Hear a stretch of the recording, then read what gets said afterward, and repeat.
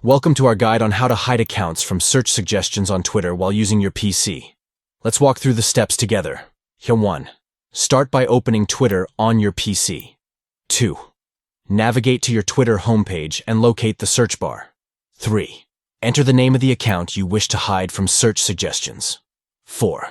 Once the account appears in the drop-down list, hover your cursor over it. You'll see a 3-dot icon next to the account.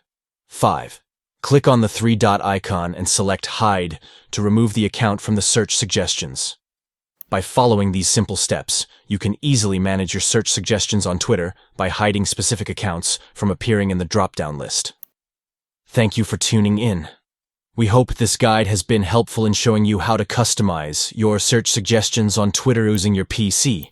Keep your Twitter experience personalist and clutter-free by hiding accounts that you no longer wish to see in your search suggestions.